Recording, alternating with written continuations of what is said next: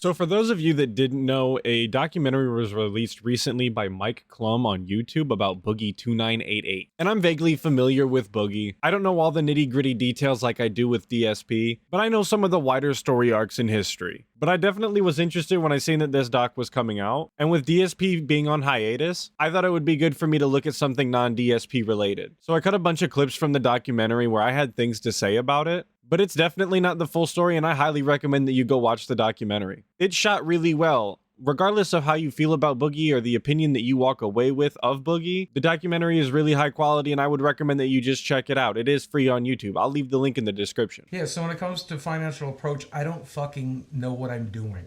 Money comes in, money goes out. For the longest time, my ex-wife handled that shit, but then I got divorced. I don't know where my money is. I don't know what it's doing. The only thing I've ever done with it is I threw it into crypto and then lost a shitload of it. So one of the major things that the documentary covers is that Boogie is in financial straits. His expenses far outweigh his income, and he's turned to selling a bunch of his collectibles to try and make ends meet, because the YouTube check just ain't cutting it no more. And after hearing that, I'm not honestly that surprised. How are you a grown man and don't understand how your own finances work? Money should not just come in and go out. That's not an okay plan to have. And I know I cut it off a little early there, but his starting savings before investing into crypto was $750,000. This dude lost $600,000 in crypto. It doesn't take a rocket scientist to tell you that investing all of your money into crypto like that was not a smart business move. But it'll be made very apparent soon that Boogie and DSP really aren't all that different, in the sense that both of them made fat cash at the beginning of YouTube and managed to squander all of their money away. And while Phil does it playing WWE champions, Boogie does it a little different. You know where a lot of the money went? And like it felt really compulsive at the time?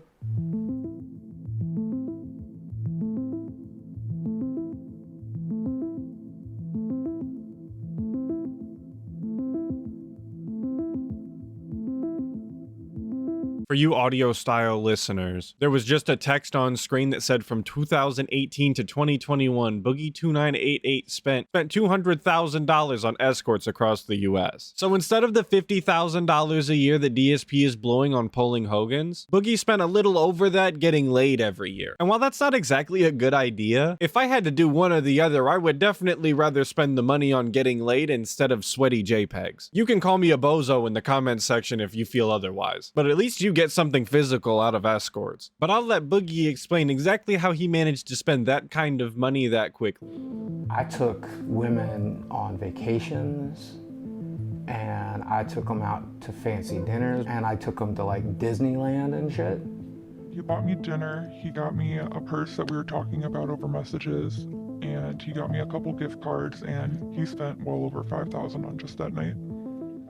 So yeah, he was taking them out on the VIP treatment. $5,000 on one night. That's absolutely insane to me. I've bought in actual cars for less money than $5,000. Hell, I've bought cars for less than $1,000. And this guy is spending $5,000 on a woman that he will only see for one night. And I didn't know this about Boogie. This is the first time I'm hearing about it, to be honest with you. So between the $600,000 that he lost in crypto and the $200,000 that he managed to spend on escorts in the span of 3 years, this man has already squandered $800,000. It's no wonder this dude's broke. And that's not even touching on the insane amount of collectibles and items that he has in his house. And while I cut out most of the anonymous interview that they did with one of the escorts, it would be a missed opportunity to not put in this last little section of her interview.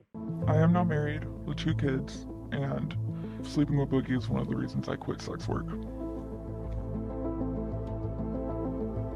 So I guess it wasn't all bad, because not only was Boogie one of the reasons why this lady quit sex work, but also the money that he gave her helped fund her nursing degree. So I guess big ups for that. That's probably more positivity than DSP has ever provided, so at least Boogie has that going for him.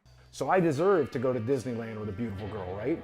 I deserve to go to New York and explore Times Square with a beautiful girl, right? Like, I deserve that, and I want that, and I've never had it. Man, if I had that money back, that would be half of my mortgage right now. That $1,000 is my entire health insurance payment. I don't know what the prostitutes did with it, and I hope they spend it in good health.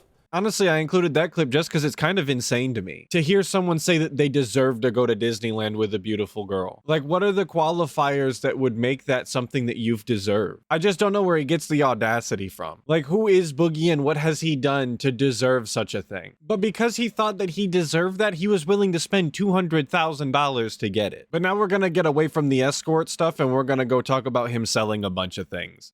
I'm selling magic cards on Whatnot. I'm selling collectibles on eBay. I'm selling arcade machines locally. I'll sell it all. And I'm going to sell enough to help with mortgage. But I'm also going to sell enough to be able to play Magic tonight. Because I don't want people wondering why I'm not there. I don't want people like knowing I'm broke. Like, that's embarrassing. I can't afford $30 to play Magic. So I'm spending $30 to play Magic tonight. So even though he's selling his magic cards, he's still going to spend the $30 that he's supposed to be budgeting so that he doesn't go absolutely bankrupt to play Magic because he doesn't want to be embarrassed and let people know that he's broke. Like, they're not going to see this documentary. Like, they're not going to see your magic cards up on eBay for sale. And I just don't understand this mindset at all personally, because I would let everybody know that I'm going broke if I was actually going broke and it was going to save me a little bit of money. I mean, hell, when people ask me if I want to go to lunch during the week while I'm at work, I tell them, no, I don't have any money, just so I don't have to spend the money, because I'm not one for spending money frivolously like that, specifically because I don't like not having the money. I've said this before, I am very frugal. I go out of my way to not spend money, and I let everybody know that. No, make it 3 chicken quesadillas. What's paying for this? Shit, you're paying me back on my hair. That don't hurt. And this is exactly what I'm talking about. This dude has no money, but was still gonna go to Taco Bell. And I understand that the documentary guy was paying for the Taco Bell, but that was not discussed beforehand. Boogie was really gonna go spend that $14.95 to go get Taco Bell, whether that guy paid him or not. I don't understand how someone can justify that purchase without having the cash. I mean, I know I cut it out, but this guy said that he's selling magic cards that he opened in like 1994, 1996 that he thought he was gonna be buried with because he loved them so much and they're part of who he is. And those are the things that he's selling to pay for his mortgage and I guess the $14.95 Taco Bell, or at least what would have been $14.95 worth of Taco Bell if the documentary director was like, hell no, I'm not paying you back. What the hell? Okay, so I have $1 million question for you guys. Every Saturday we get together. Every Saturday I order what? Pizza, chicken fingers, tacos. Those are the things I normally get us, right? Like, I normally spend like $100, $150 every Saturday to like feed us. And like, I showed them my bank books today, and I'm not like, I've never wanted to burden you guys with this, but like, I'm at a point where saving $300 a month would be useful. I mean, we've $600 a been month. telling you for years that we don't care about the food that much. Okay. Don't get me wrong. I like having snacks and soda when I'm over here because I don't eat those at my house. Right. But we've definitely said it throughout the years. Like, you don't have to feed us, but you do it anyway. So for context, Boogie's talking to 2 people out of a group of people that he has over every single Saturday. They play board games and Magic, and he always hosts, and apparently he's always buying food. And based on that guy's response, which was a totally reasonable and respectable response, this is entirely Boogie's doing. I understand wanting to be a gracious host, but spending $150 every single Saturday is absolutely ridiculous. And I really don't understand how he can even spend $150 in one night just hosting his friends over for game night. I've had my friends over to watch UFC fights before, and even if I was paying for all of it, I probably would have only have spent $50 between the alcohol and the food. But that's only if I would have bought everything by myself, which I don't, because my friends understand that if we're getting together that they should contribute something, because that's just how it goes and it eases the burdens on everybody else. And it's a little strange to me that Boogie's friends aren't actually contributing anything to these game nights, because I would never let my friends spend this much money on hosting us for a game night or whatever and not contribute something or not give them some sort of money back. And that's all it really would take to rectify this situation, is everybody pitch in, $15-20 and nobody has to lose out on anything. They can still get all of the amenities that they usually get, all the food, all the drinks. But it's Boogie's fault for letting that happen and not asking them to contribute anything and just continuously shelling out $150 every single week. Like, that's ridiculous, especially when you know what your finances are. Do you want to know what this represents to me? What is this? This is everything that was good about my childhood. And when I walk back in here, it's like going back in time, except things aren't completely shitty.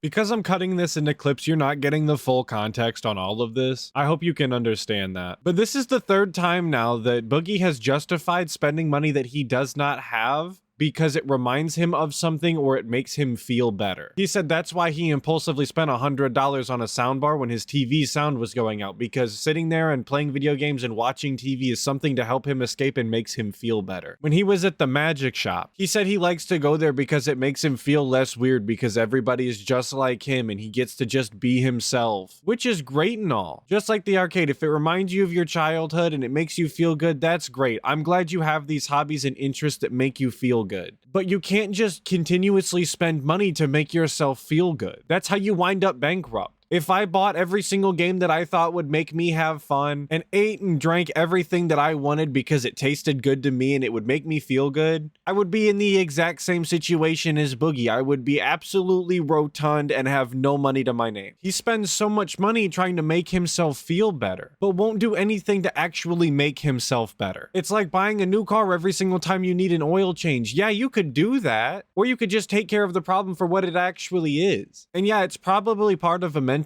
illness that he has. And I'm not gonna knock him for having a mental illness. It be like that sometimes. But instead of spending a bunch of money to try and make him feel better, maybe he should go get help for that. Maybe he should try and work on himself. Because regardless of what mental illness you have, there's no excuse why you shouldn't be always working on yourself and trying to better your own life. But instead, he'd rather just sit here and continue to squander all of the money that he has left. It's everything that's wrong with Boogie.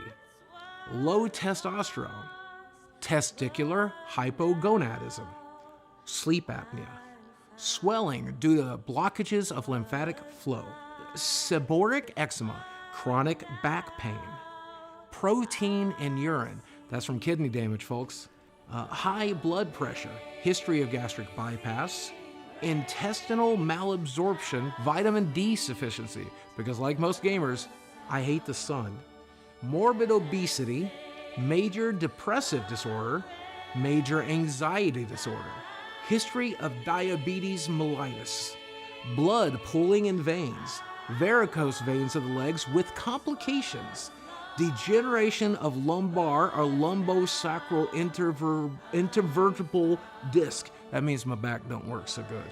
History of basal cell carcinoma, that's cancer, and of course I can't breathe so good, so asthma and allergies as well.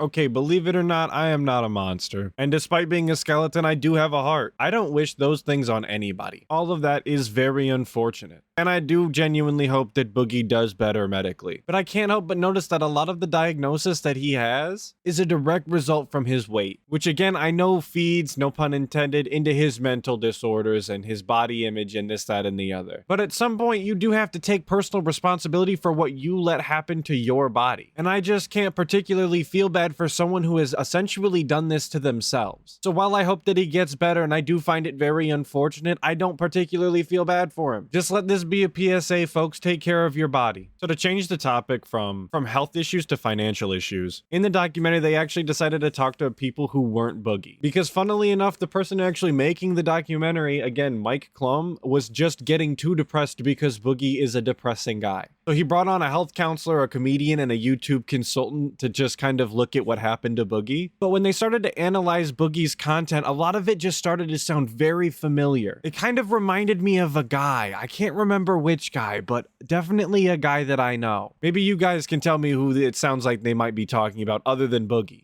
Well, he's losing what made people originally like him. It could be as simple as just that positive attitude. Why not use your only life to make the lives around you better? Fuck you, it's none of your fucking business. It's my body, it's my choice, eat shit. And over time, in the content, we see this shift where he starts to become more interested in money. I just like making content. I just like talking to a camera. I just like doing cool stuff. I just want ad revenue. I just want YouTube to pay me a fair amount. It's all I've ever wanted, right? And his concerns about money. If I could teach you anything, it's to hold on to the money you get. Oh, are you trying to manipulate people into giving you money? The answer is yes. Give me some money. And more interested in complaining. I couldn't be more grateful. I couldn't be more grateful that people want to come. Thank you. I'm a walking embarrassment, dude. We do. Look at me. I'm fucking disgusting. Better, I'm a piece of shit. I will never function the way you function. It's not possible. That's why if you're griping to your viewers, if you're complaining to your subscribers, I mean, that just leaves a sour taste in people's mouths. Oh, I figured it out. It kind of reminds me of DSP, doesn't it? Because you could say all of those exact same things about him. He used to enjoy making content. Now all he cares about is the money. He used to be more positive, and now he's nothing but negativity and complaining. And just like Boogie over here, that has also led directly to his downfall on YouTube and put him in the situation that he's currently in. The only difference being, the DSP doesn't have to sell off a bunch of his possessions because he managed to cultivate a large enough audience of dents and whales to support his frivolous spending. If he hadn't done that though, he'd be right here next to Boogie. What would you recommend to him now to get his viewers back? I don't think he's getting his viewers back. I don't think that's a possibility. I think the only thing to do now is go a different angle. But I don't even know if that's possible. I mean, I'm not going to say it's impossible, but how do you change yourself? Like, viewers are smart. Like, they want to see you. They want to see what you're interested in. I don't know. You got to get a job. Maybe in this case, GameStop.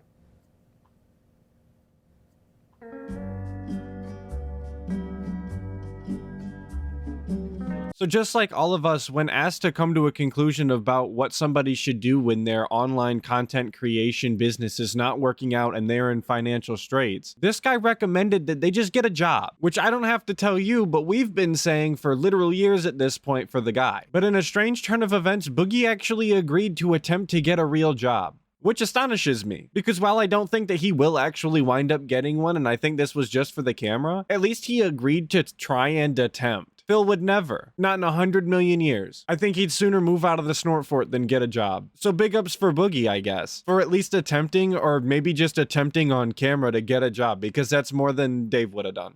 So I think there are some avenues you could explore. I definitely don't think it's impossible, but you have some challenges. Yeah. Lots of things in life are about your mindset, and you're using weight and disability. I can't.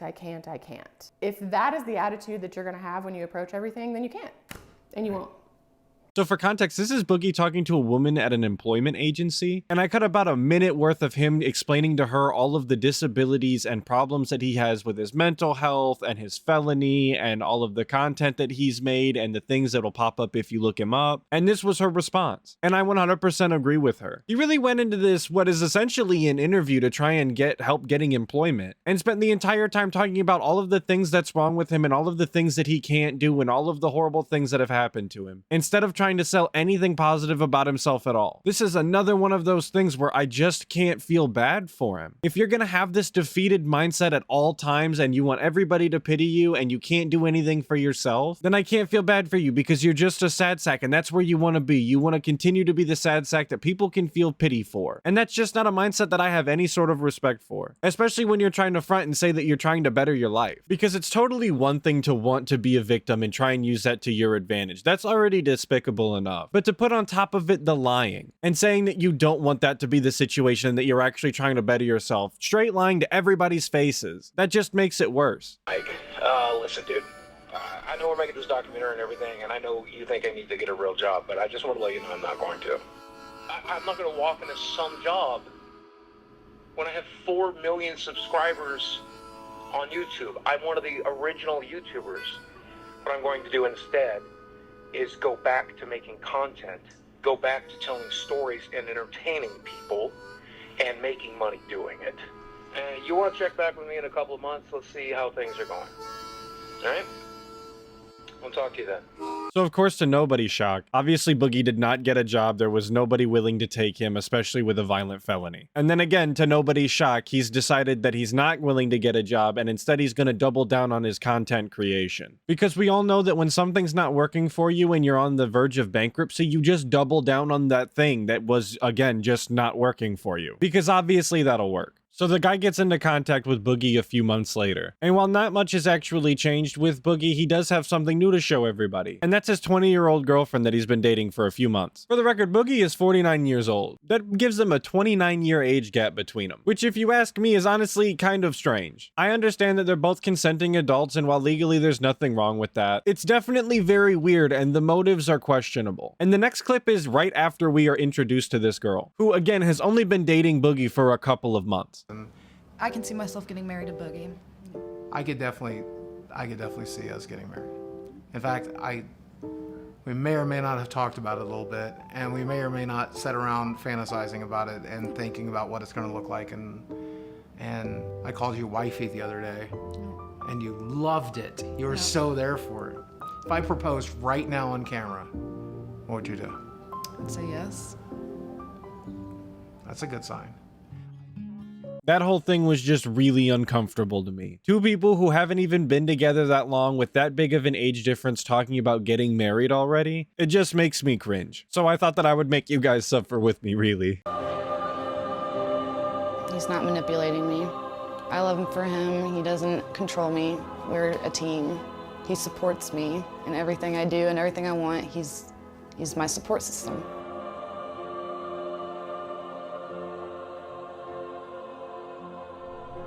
Let me get a McCrispy Deluxe combo. Make it large.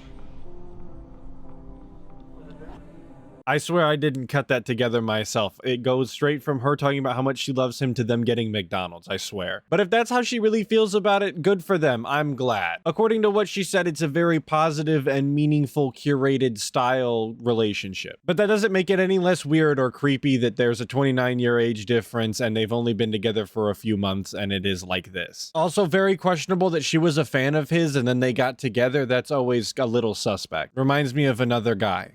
I've talked to my therapist since me and her have been together about overcoming it. My therapist keeps telling me the same thing. When you learn to love yourself, all these things will fall into place, and we just got to teach you those skills. And then I turn to my doctor, and I'm like, what do we do? He's like, you've had bypass surgery. You lost 200 pounds. What more can I do for you?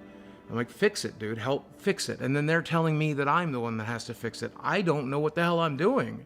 And I'm making less and less every month, and I'm scared shitless. Boogie is just appalled that somebody actually told him that he needs to fix something for himself. What did he expect the doctor to do? Just load him up with a bunch of drugs to make him feel better? Like the doctor said, he gave you the surgery, you lost 200 pounds. That's already way more progress than most people in his situation being that overweight get. But this goes back to what that lady was saying at the employment agency. Boogie is so down on himself. It's always, I can't do this, I can't do that. It's like he's not even trying to better himself or his situation at all. He just wants everybody else to just fix it for him. He just wants people to start watching his content again without actually making any improvement at all. He just wants to feel better about himself both physically and mentally without actually putting in any work at all. He's just looking for the minimum effort and maximum profits. Since you guys were here last, I did have a bit of a windfall, which bought me some time here in this house. The problem with that is I spent more than $10,000 getting that fight together. So by the time all that was done, all I did was put that $10,000 back into savings. So after the boxing match with Wings, Boogie made out with $10,000, but he didn't actually make out with $10,000 because he spent all the money on a bunch of stuff during the fights and setting up for the fight. But regardless of whether or not he actually made any profits from the fight itself, the real profit should have came in the fact that more people were going to know his name and maybe check out his content, and he should have capitalized on the situation. But that's not exactly what happened. And to be fair, that's not what happened to Wings either. Wings didn't capitalize on the situation either, and he actually won the fight. Both of them went right back to making the exact same content they did before, always throwing pity parties for themselves and just trying to make everybody feel as much sympathy for them as possible, which has proven to just not be a reliable source of income for them. So once again, Boogie managed to squander the opportunity that he was handed and is right back to square one. Not level one, that's a different thing. So there's something I've always wanted to try. There's a lot of research that came out of Europe, and now we're doing it here in the United States, where psychedelics can help reset certain brains. People who experience childhood abuse, people who've gone through trauma, people who deal with post-traumatic stress disorder, and I'm all of those. To be honest, I'm scared shitless. It's one of the only things I haven't tried yet. So let's give it a shot. This is one of the most absurd ideas I think I've seen. This buffoon actually thinks that all of his mental problems and all of his problems in general will just be solved by doing psychedelics because it'll reset his brain or something. Now, I've heard that doing psychedelics can have an effect on your mental state. You can experience an ego death and it kind of puts you in your place a little bit, and it can really help from what I've been told. But this guy's number one issue is that he doesn't have any money. How is doing psychedelics going to make him any more money? How is that going to stop his house from being foreclosed on? How is that going to stop him from having to file for bankruptcy? How is doing psychedelics going to continue to put food in his mouth so that he can continue to live on this planet? His priorities just don't make any sense to me. When I was going to school to learn early childhood education, one of the things they taught us was Maslow's hierarchy of needs. And if you're unaware, the premise is pretty much just that you have to have your most basic needs met before you can graduate to understanding more concepts and bettering yourself. That's how children develop, and that's actually kind of the thought process for most adults as well. At the very bottom of the pyramid, the very first thing that you have to secure is shelter and food and safety. If you don't have those things, you cannot really progress and worry about other things. So while yes, it is very important that you get your mental state in order, the very first thing that you need to make sure that you have is somewhere to live and some way to continue to feed yourself. Which, if you believe what Boogie is saying in this documentary, and again, I know you don't have all of the context, I highly recommend you just go watch it. But if you believe Boogie, he does not have a secure home. He does not have any money to feed himself. He is actively going bankrupt every single day. And his solution for some reason is psychedelics. So the following clip is the next day after he had his psychedelic experience. And I say experience because he didn't just like do psychedelics in his house and hang out for a little bit. He went to the woods and had a shaman like talk him through his traumas. The whole thing was very strange and again, honestly made me cringe. But now we're here at the day after and he is doing what I can't stand the most, which is like stereotypical druggy stoner talk about how nothing matters and it's all fake and like some weird, strange new enlightenment. I don't know. I just, again, find it very cringe. The whole ordeal is just cringe. Not putting down people who do psychedelics or any drugs at all, but just talking this way just rubs me the wrong way. It sounds awful. Oh, guys. Let's go. It's just all bullshit. Like, none of this matters. None of it. It's all a construct. It's all a simulation. It's a fucking video game. You know when you die, I think I died last night. Physically, my body was fine, but I think I went back into the void we come from, and I think I'm still in it. Except I'm also in this physical corporal body, but I'm also the incorporeal being that puppets it and controls it, and God damn it, I feel like I'm in control. I feel like I'm in control of myself for the first fucking time. So yeah, that's really all of the clips of the documentary that I wanted to look at with you guys. That was only 10 minutes total out of the 55 that is the documentary. Again, I highly recommend that you go watch it. I really enjoyed it. Again, the link will be in the description. So of course, big ups to Mike Clum for making the documentary and giving us something to watch as the guy continues to take days off. And of course, shout out to all of you guys for watching. I really appreciate it, especially when I'm doing something new like this. Let me know what you thought of it in the comments below, and hopefully I can catch you all in the next video. But until then, make sure that you guys check out other detractor channels and dive deeper into that Snortex.